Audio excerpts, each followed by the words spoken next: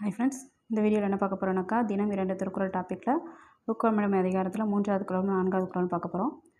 Plus எக்ஸ்ட்ராவாக நான் இன்னைய கரண்ட் அஃபேர்ஸ், அதாவது நவம்பர் 16ஆம் தேதிக்கான கரண்ட் அஃபேர்ஸ் சொல்கிறேன். ஃபஸ்ட்டு திருக்குறள் சொல்லிடுறேன். ஊக்கமடமை அதிகாரத்தில் 3வது திருக்குறள். ஆக்கம் இழந்தேம் என்று அல்லாவார், ஊக்கம் ஒருவந்தம் கைத்துடையார்.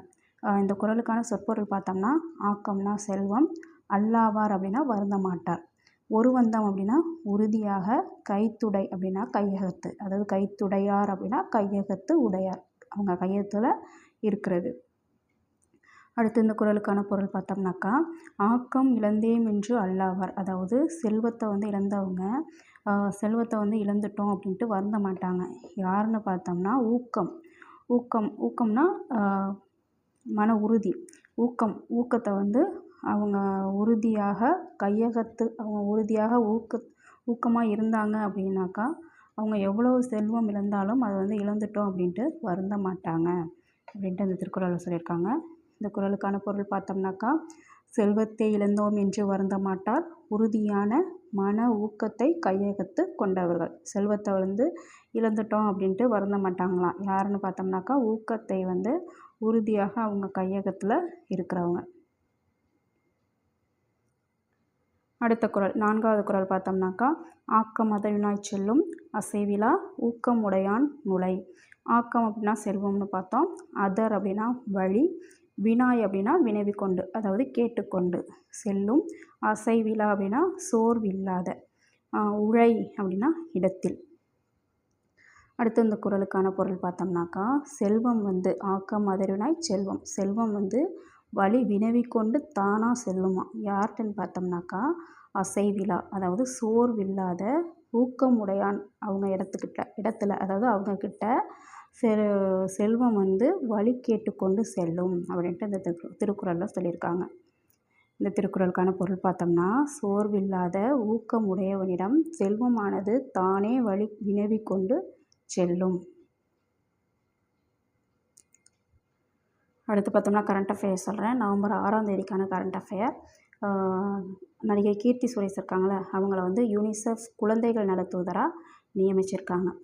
யூனிசெஃபின் குழந்தைகள் நல தூதராக நடிகை கீர்த்தி சுரேஷை நியமிச்சிருக்காங்க. யூனிசெஃபின் குழந்தைகள் நலனுக்கான தூதராக நடிகை கீர்த்தி சுரேஷ் நியமிக்கப்பட்டிருக்காங்க. அடுத்த கரண்ட் அஃபேர் பார்த்தோம்னா, அமெரிக்க கடற்படை அதிகாரிகளுடன் இந்திய கடற்படை தலைமை தளபதி ஆலோசனை மேற்கொண்டிருக்காங்க. நமக்கு வேண்டியது யார், அவங்க பேர் என்ன? இந்திய கடற்படை தலைமை தளபதி, அவங்க பேர் பார்த்தோம்னா அட்மிரல் தினேஷ் கே திரிபாதி.